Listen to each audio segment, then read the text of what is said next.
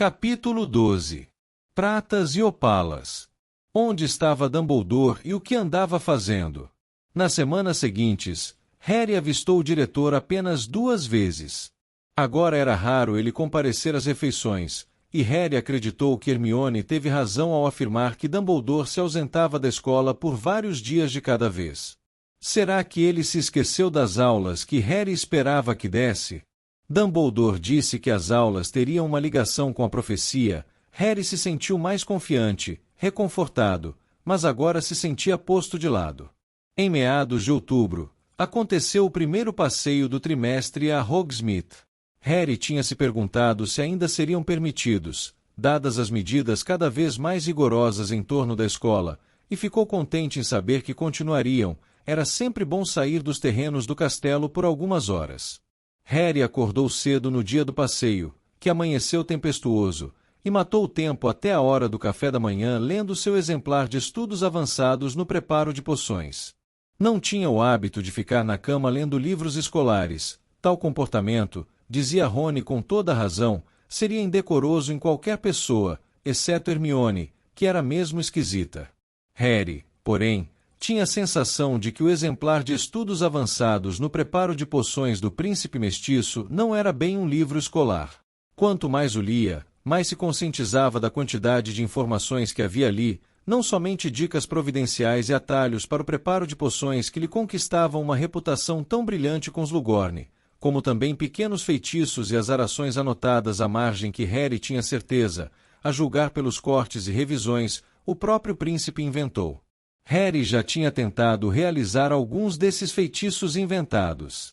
Havia um que fazia as unhas do pé crescerem com assustadora rapidez. Experimentou esse em Crabbe, quando ele passava no corredor, com resultados divertidos. Outro que colava a língua no céu da boca. Usou 2 vezes, sob aplausos gerais, no incauto Filch.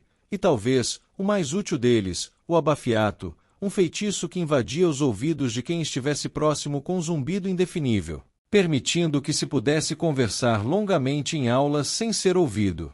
A única pessoa que não achava graça em nada disso era Hermione, que fazia uma cara de rígida desaprovação durante as demonstrações e se recusava sequer a falar quando Harry usava o abafiato em alguém por perto. Harry sentou-se na cama e virou o livro de lado para poder examinar mais atentamente as anotações referentes a um feitiço que parecia ter dado trabalho ao príncipe. Havia muitos cortes e alterações, mas, finalmente, espremido em um canto da página, ele encontrou o rabisco, Leve Corpus, NVBL. Enquanto o vento e o granizo martelavam incessantemente as janelas e Neville dormia dando fortes roncos, Harry fitava as letras entre parênteses. NVBL. Isso tinha de significar não verbal. Harry duvidava um pouco que pudesse executá-lo. Ainda encontrava dificuldade com feitiços não verbais, coisa que Snape se apressava em comentar a cada aula de defesa contra as artes das trevas. Em compensação, o príncipe tinha se mostrado um professor mais eficiente do que Snape foi até aquele momento.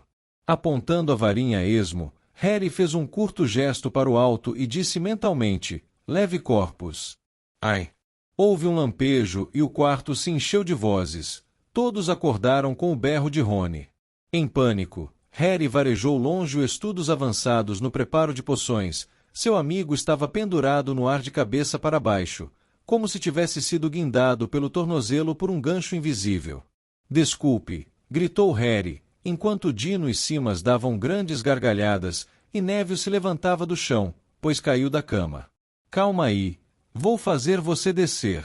Ele catou o livro de poções e folheou, em pânico, tentando encontrar a página certa. Por fim, a localizou e decifrou a palavra apertadinha sob o feitiço. Rezando para que fosse o contrafeitiço, mentalizou, Libera Corpus, com toda a concentração. Houve um segundo lampejo e Rony despencou no colchão. Desculpe, repetiu Harry tolamente, enquanto Dino e Simas continuavam a dar gargalhadas. Amanhã, disse Rony com a voz abafada, eu prefiro que você use o despertador. Quando eles finalmente terminaram de se vestir, protegendo-se com vários dos suéteres tricotados pela Sra. Weasley e levando capas, cachecóis e luvas, o susto de Rony se abrandou e ele concluiu que o novo feitiço do amigo era engraçadíssimo, tão engraçado, de fato, que ele não perdeu tempo em brindar Hermione com o episódio à mesa do café da manhã. Aí houve um segundo lampejo e eu aterrissei de novo na cama, contou ele rindo, enquanto se servia de salsichas. Hermione não deu um único sorriso durante a narrativa, e agora assumia uma expressão de gélida censura a Harry.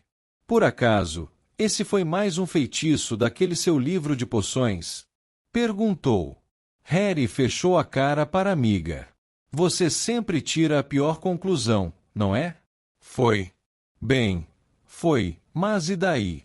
Então você simplesmente resolveu experimentar um encantamento desconhecido, escrito à mão, e ver o que acontecia? Que diferença faz se está escrito à mão? Retrucou Harry, preferindo não responder à pergunta. Porque provavelmente não é aprovado pelo Ministério da Magia, tornou Hermione. E mais, continuou, enquanto Harry e Rony olhavam para o teto, estou começando a achar que esse tal príncipe era meio suspeito. Os dois garotos abafaram aos gritos os protestos de Hermione. Foi só uma brincadeira, disse Rony, virando um vidro de ketchup nas salsichas. Só uma brincadeira, Hermione, nada mais. Pendurar gente de cabeça para baixo pelo tornozelo? Replicou Hermione. Quem é que gasta tempo e energia para inventar feitiços como esse? Fred e George, respondeu Rony, encolhendo os ombros, é bem a cara deles. E, meu pai, disse Harry, que acabava de se lembrar. Que? Exclamaram Rony e Hermione juntos. Meu pai usou esse feitiço, Lupin me contou. A segunda parte não era verdade, de fato. Harry viu o pai usar o feitiço contra Snape, mas jamais contou aos amigos sua rápida excursão pela penseira. Agora, no entanto, ocorria-lhe uma possibilidade fantástica. Seria possível que o príncipe mestiço fosse. Talvez o seu pai tenha usado, Harry, contrapôs Hermione, mas não foi o único. Já vimos muita gente usar esse feitiço, caso você tenha esquecido. Pendurar gente no ar. Fazer gente flutuar, adormecida, indefesa. Harry arregalou os olhos para ela. Com uma sensação de desânimo, ele, também, se lembrou do comportamento dos comensais da morte na Copa Mundial de Quadribol. Rony veio em seu auxílio. Lá foi diferente, disse com firmeza. Estavam abusando. Harry e o pai dele só estavam brincando. Você não gosta do príncipe, Hermione, acrescentou Rony, apontando uma salsicha para a amiga, sério, porque ele é melhor do que você em poções. Não tem nada a ver, retrucou Hermione corando. Só acho que é muito irresponsável ficar realizando feitiços sem nem saber para que servem, e pare de falar em o príncipe como se fosse um título. Aposto que é só um apelido idiota e acho que, pelo jeito, ele nem era uma pessoa muito legal. Não sei como você chegou a essa conclusão, contestou Harry inflamado. Se ele tivesse sido um futuro comensal da morte, não estaria se gabando de ser mestiço e sim de ser puro, não é? Ao dizer isso, Harry se lembrou de que seu pai tinha sangue puro, mas afastou o pensamento da mente, mais tarde se preocuparia com isso.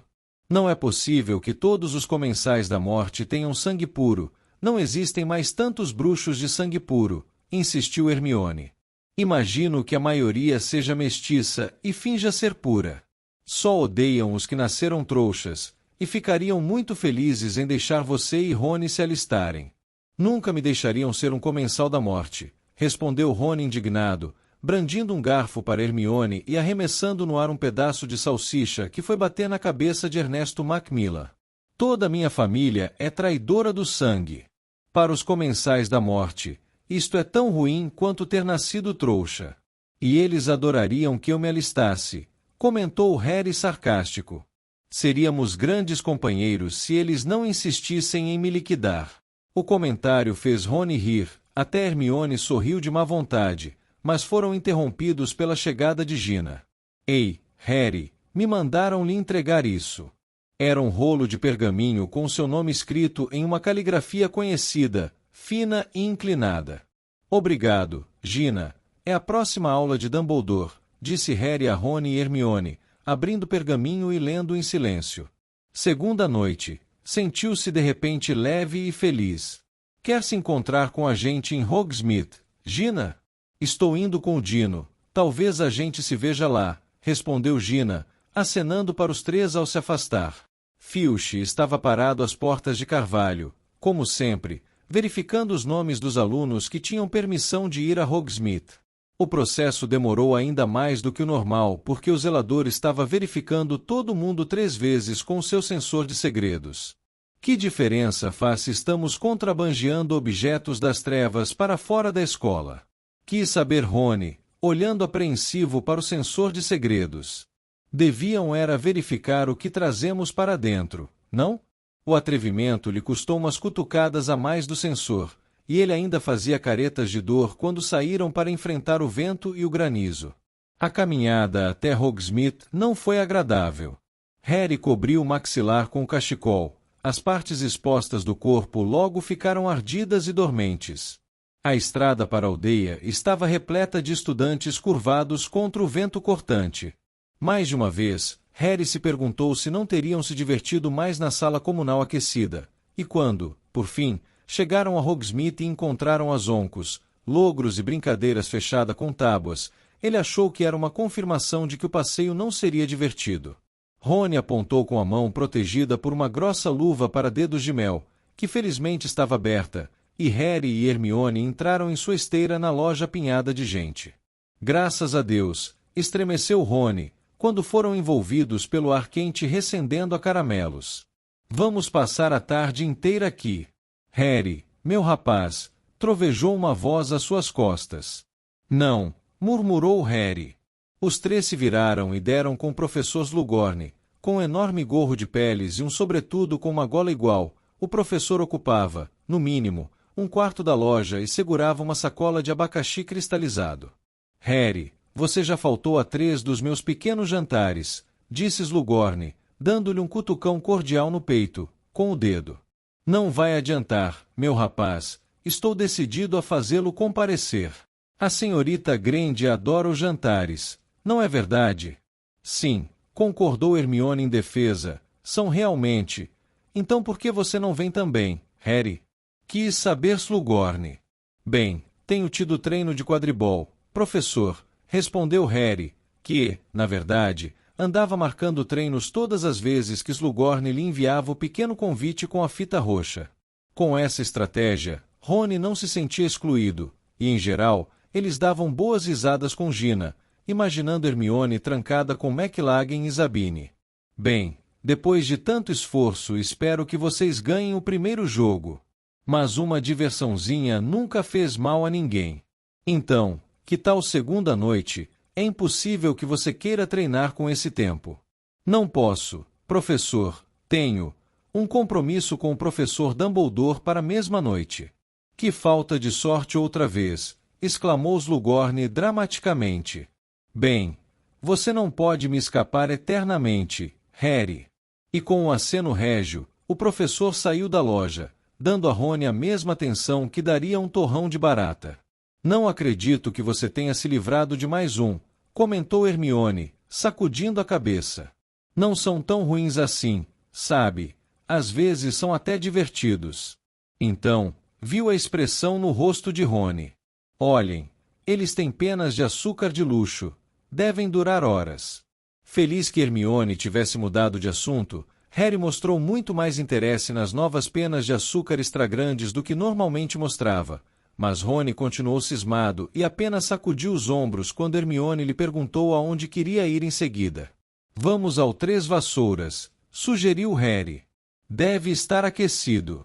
Eles tornaram a proteger o rosto com os cachecóis e saíram da loja de doces. O vento cortou-lhes a pele como facas ao deixarem o calor açucarado da dedos de mel. A rua não estava muito movimentada, as pessoas não paravam para conversar, simplesmente andavam rápido para chegar ao seu destino. As exceções eram 2 homens um pouco à frente, parados à porta do Três Vassouras. Um deles era muito alto e magro. Apertando os olhos para enxergar através dos óculos que a chuva lavava, Harry reconheceu o empregado do outro pub de Hogsmeade, o Cabeça de Javali. Quando Harry, Rony e Hermione se aproximaram, ele aconchegou a capa ao pescoço e se afastou, deixando o homem mais baixo atrapalhado com alguma coisa que carregava nos braços. Estavam a menos de meio metro quando Harry o reconheceu. Mundungo! O bruxo atarracado, de pernas arqueadas e cabelos ruivos, longos e maltratados, sobressaltou-se e deixou cair uma valise muito velha, que se abriu, soltando objetos que lembravam o conteúdo de uma vitrine de brechó. Alô, Harry, disse Mundungo Fletcher, tentando assumir um ar de descontração pouco convincente. Bem, não quero prender vocês. E o bruxo se agachou para recolher o conteúdo da valise, mostrando-se ansioso para sumir dali. Você está vendendo essas coisas? Perguntou Harry, observando Mundungo catar do chão uma variedade de objetos sujos. Bem, preciso sobreviver, disse o bruxo. Me dá isso. Rony se abaixou para apanhar alguma coisa de prata. Calma aí, disse ele lentamente. Acho que já vi isso. Muito obrigado, agradeceu Mundungo, arrebatando a taça da mão de Rony e a metendo na mala. Bem, a gente se vê, ai. Harry agarrou Mundungo pelo pescoço e prendeu-o contra a parede do bar.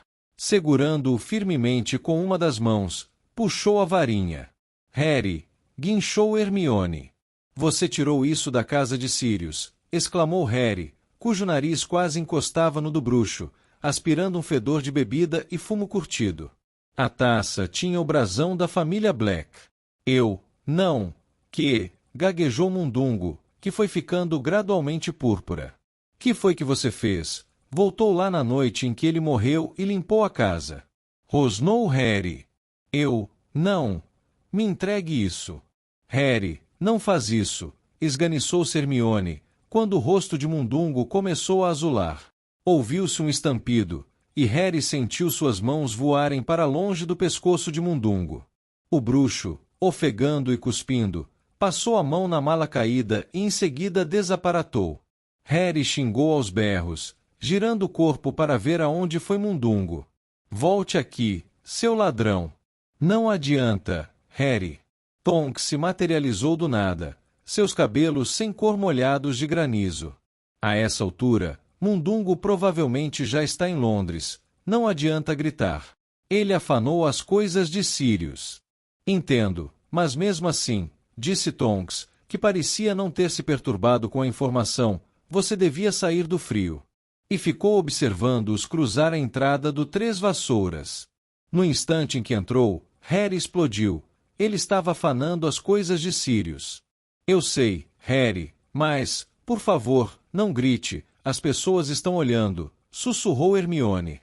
Vai sentar, eu apanho uma bebida para você. Harry ainda espumava quando Hermione voltou à mesa alguns minutos depois, trazendo 3 garrafas de cerveja amanteigada. Será que a Ordem não pode controlar o Mundungo? Harry perguntou aos outros 2, num sussurro enfurecido. Não podem ao menos impedi-lo de roubar tudo que não está pregado quando ele está na sede. Psiu! Exclamou Hermione desesperada, virando-se para os lados a ver se ninguém os escutava. Havia uns bruxos sentados perto que observavam Harry com grande interesse, e Zabine estava encostado em uma coluna, à toa, a pequena distância. Harry, eu também me zangaria. Sei que são as suas coisas que ele está roubando. Harry engasgou com a cerveja. Momentaneamente esqueceu que era o dono da casa 12 do Largo Grimmauld. Sim, são as minhas coisas. Não admira que ele não tenha gostado de me ver. Bem, vou contar ao Dumbledore o que está acontecendo. Ele é o único que mete medo em Mundungo. Boa ideia, sussurrou Hermione, visivelmente satisfeita que Harry estivesse se acalmando. Rony, que é que você está olhando tanto? Nada, respondeu Rony, desviando depressa o olhar do balcão do bar, mas Harry sabia que ele estava tentando atrair a atenção de Madame Rosmerta, a sedutora e curvilínea dona do Três Vassouras, por quem tinha uma queda, havia muito tempo. Presumo que nada esteja lá nos fundos apanhando mais uísque de fogo, ironizou Hermione. Rony fingiu não ouvir a alfinetada, e continuou a beber sua cerveja em um silêncio que ele evidentemente considerou digno. Harry ficou se lembrando de Sirius e de como o padrinho detestava aquelas taças de prata. Hermione tamborilava na mesa, seus olhos correndo de Rony para o bar. No instante em que Harry tomou os últimos goles de sua cerveja, a amiga disse, então, vamos encerrar o dia e voltar para a escola? Os outros dois concordaram. Não tinha sido um passeio divertido, e quanto mais se demoravam, pior ficava o tempo. Mais uma vez eles se enrolaram bem nas capas, ajeitaram os cachecóis, calçaram as luvas, saíram do bar em seguida Kate Bell e uma amiga, e tornaram a subir a rua principal. Os pensamentos de Harry se desviaram para Gina enquanto avançavam pela estrada de Hogwarts em meio à lama congelada. Com certeza não tinham encontrado a garota, concluiu Harry, porque ela e Dino deviam estar aconchegados no salão de chá de Madame Puddifoot, aquele refúgio de casais felizes. De cara amarrada, ele baixou a cabeça para enfrentar o torvelinho de granizo e continuou andando. Levou algum tempo para perceber que as vozes de Kate Bell e sua amiga, que o vento trazia até ele, tinham se tornado mais altas e esganiçadas. Harry apertou os olhos para ver melhor seus vultos indistintos. As duas discutiam a respeito de alguma coisa que Kate segurava na mão. Não é da sua conta, Liane, Harry ouviu Kate dizer. Eles contornaram a curva da estrada. O granizo caía denso e rápido, embaçando os óculos de Harry. No instante em que ele ergueu a mão enluvada para limpá-los, Liane tentou agarrar o pacote que Kate levava. Esta resistiu, e o pacote caiu no chão. Na mesma hora, a garota se ergueu no ar, não como Rony fez, suspenso comicamente pelo tornozelo, mas graciosamente, com os braços estendidos como se fosse voar. Contudo, havia alguma coisa errada, alguma coisa esquisita. O vento forte fazia seus cabelos chicotearem, mas seus olhos estavam fechados e o rosto, vidrado. Harry, Rony, Hermione e Liane pararam instantaneamente para observar. Então, a quase 2 metros do chão, Kate soltou um grito pavoroso. Seus olhos estavam arregalados, e o que quer que estivesse vendo ou sentindo, causou-lhe visivelmente uma terrível angústia. Ela gritava sem parar. Liane começou a gritar também e agarrou Kate pelos tornozelos, tentando puxá-la para o chão. Harry, Rony e Hermione correram para ajudar, mas, na hora em que a agarraram pelas pernas, a garota desabou em cima deles. Harry e Rony conseguiram apará-la, mas ela se contorcia de tal modo que mal conseguiam contê-la. Por isso, deitaram-na no chão onde ela ficou se debatendo e gritando, aparentemente incapaz de reconhecê-los. Harry olhou para os lados. A paisagem parecia deserta. Fiquem aí, gritou para que o ouvissem naquela ventania. Vou buscar ajuda. Ele começou a correr em direção à escola. Nunca viu ninguém agir como Kate, e não conseguia imaginar o que podia ter desencadeado aquilo. Arremessou-se por uma curva da estrada e colidiu com um obstáculo que parecia um enorme urso apoiado nas pernas traseiras. Hagrid, ofegou, desvencilhando-se da cerca viva em que caiu. Harry, exclamou Hagrid, cujas sobrancelhas e barba estavam duras de granizo, trajava seu espesso casacão de pele de castor. Acabei de visitar o Groupe. Está progredindo tanto que você não... Hagrid, tem uma garota passando mal lá atrás, ou enfeitiçada ou sei lá. Que? Perguntou Hagrid, curvando-se para ouvir o que Harry estava dizendo naquela ventania enfurecida. Alguém foi enfeitiçado, berrou Harry. Enfeitiçado? Quem foi enfeitiçado? Não foi o Rony? A Hermione? Não, não foram eles, a Kate Bell. Por aqui. Juntos, eles voltaram correndo pela estrada. Sem demora, encontraram um grupinho de pessoas em volta da garota, que continuava a se contorcer e a gritar no chão. Rony, Hermione e Liane tentavam acalmá-la. Para trás, gritou Hagrid. Me deixem ver a garota. Aconteceu alguma coisa com ela, soluçou Liane. Não sei o que. Hagrid olhou para Kate por um segundo. Então, sem dizer uma palavra, abaixou-se, apanhou-a nos braços e correu em direção ao castelo. Segundos depois, os gritos lancinantes de Kate morriam ao longe e eles ouviam apenas o rugido do vento. Hermione correu para a amiga de Kate em prantos e abraçou a garota pelos ombros.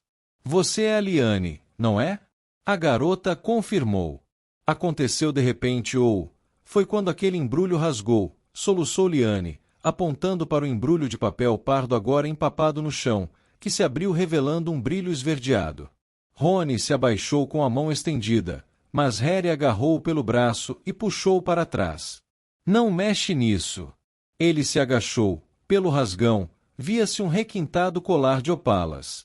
Já vi esse colar antes, disse Harry, olhando com atenção. Esteve exposto na Borgin e Burkes há séculos. Estava escrito na etiqueta que era amaldiçoado. Kate deve ter tocado nele. Ele olhou para Liane, que começava a tremer descontroladamente. Como foi que Kate arranjou isso? Bem, era por isso que estávamos discutindo, explicou Liane. Ela voltou do banheiro do Três Vassouras trazendo o colar. Disse que era uma surpresa para alguém em Hogwarts que precisava entregar. Estava muito esquisita quando falou isso. Não, aposto como foi amaldiçoada com a Imperius e eu nem percebi. Liane foi sacudida por novos soluços. Hermione deu palmadinhas gentis em seu ombro. Ela não contou quem tinha lhe dado o embrulho, Liane. Não quis me contar, e eu disse que estava sendo burra, que não levasse aquilo para a escola, mas ela não quis me escutar. Então tentei tirar o embrulho da mão dela e Liane soltou um grito de desespero. É melhor irmos para a escola, disse Hermione, ainda abraçando Liane. Poderemos saber como ela está. Harry hesitou um instante, então, puxando o cachecol que protegia seu rosto e ignorando a exclamação de Rony, cobriu cuidadosamente o colar e apanhou-o. Precisaremos mostrar isso a Madame Pomfrey. Enquanto seguiam Hermione e Liane pela estrada, Harry pensava freneticamente. Tinham acabado de penetrar os terrenos da escola quando ele falou, incapaz de calar os seus pensamentos por mais tempo. Malfoy conhece esse colar. Estava em um estojo na Borgin e Burkes há 4 anos. Vi Malfoy dando uma boa olhada no colar enquanto eu estava escondido dele e do pai. Era isso que ele estava comprando naquele dia em que o seguimos. Ele se lembrou do colar e voltou para buscá-lo. Não sei, Harry, disse Rony hesitante. Um monte de gente vai a Borgin e Burkes. E aquela garota não disse que Kate pegou o colar no banheiro? Ela disse que a Kate voltou do banheiro trazendo o colar, o que não significa necessariamente que tenha apanhado o embrulho lá. McGonagall, alertou-os Rony. Harry levantou a cabeça. De fato, a professora vinha ao seu encontro descendo, ligeira, os degraus de pedra da entrada em um redemoinho de granizo. Hagrid diz que vocês 4 viram o que aconteceu com a Kate Bell. Já para minha sala, por favor. Que é isso que você está levando, Potter? É a coisa que ela segurou. Santo Deus! Exclamou a professora, parecendo alarmada ao tomar o colar de Harry. Não, Filch, eles estão comigo, acrescentou rapidamente ao ver o zelador atravessar pressuroso o saguão de entrada empunhando seu sensor de segredos. Leve este colar ao professor Snape agora, mas tenha cuidado para não tocá-lo, deixe-o embrulhado no cachecol. Harry e os outros acompanharam a professora à sua sala no primeiro andar. As janelas respingadas de cristais de gelo sacudiam ruidosamente em suas molduras e a sala estava gélida, apesar do fogo que crepitava na lareira. McGonagall fechou a porta e contornou a escrivaninha para ficar de frente para Harry, Rony, Hermione e a soluçante Liane. Então, disse com rispidez. O que aconteceu? Vacilante, fazendo muitas pausas nas quais tentava controlar o choro, Liane contou à professora que Kate tinha ido ao banheiro no Três Vassouras e voltou trazendo um embrulho sem identificação, que a amiga pareceu meio esquisita e que tinham discutido sobre a sensatez de aceitar entregar objetos desconhecidos, que a discussão culminou em uma luta em que o embrulho se rasgou. Nessa altura, Liane estava tão emocionada que não foi possível arrancar mais nenhuma palavra dela. Muito bem, disse a professora McGonagall, quase bondosamente, suba à ala hospitalar, por favor, Liane, e peça a Madame Pomfrey para lhe dar alguma coisa para o choque.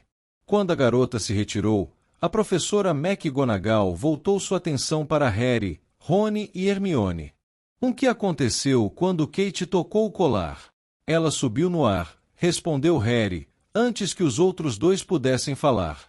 Então começou a berrar e perdeu os sentidos. Professora, posso ver o professor Dumbledore, por favor?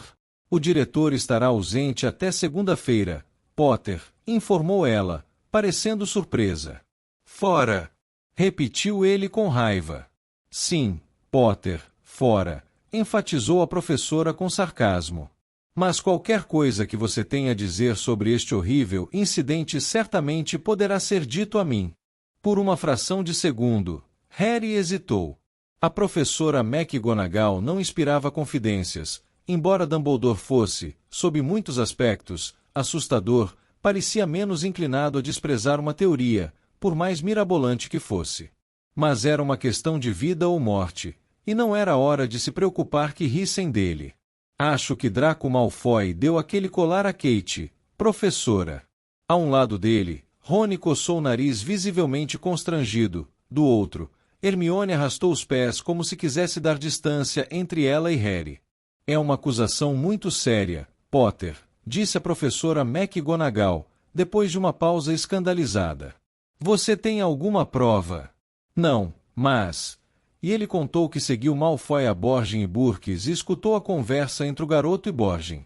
Quando terminou de falar, a professora McGonagall parecia estar ligeiramente confusa. Malfoy levou alguma coisa para consertar na Borgin e Burkes? Não, professora. Ele queria que Borgin o ensinasse a consertar alguma coisa que não tinha levado com ele. Mas isso não é importante. O fato é que ele comprou alguma coisa naquela hora, e acho que foi o colar. Você viu Malfoy sair da loja com um embrulho igual? Não, professora. Ele mandou Borgin guardar a compra na loja. Mas Harry, interrompeu Hermione. Borgin perguntou se queria levar com ele e Malfoy disse não. Porque não queria tocar no colar, é óbvio. Contrapôs Harry, aborrecido. O que Malfoy realmente disse foi: como é que eu ficaria carregando isso pela rua? Contou Hermione. Bem, ele iria parecer meio retardado levando um colar, interpôs Rony. Rony, disse Hermione com desespero, o colar estaria embrulhado para ele não precisar tocar e seria fácil esconder embaixo da capa, e ninguém veria nada. Acho que o que ele deixou reservado na Borgin e Burkes era barulhento ou volumoso, alguma coisa que Malfoy sabia que chamaria atenção se saísse carregando pela rua, e seja como for. Continuou Hermione alteando a voz para impedir que Harry a interrompesse. Eu perguntei ao Borgin sobre o colar, não se lembra? Quando entrei para tentar descobrir o que Malfoy tinha pedido para reservar, eu o vi. E Borgin só me disse quanto custava, não falou que já estava vendido nem nada.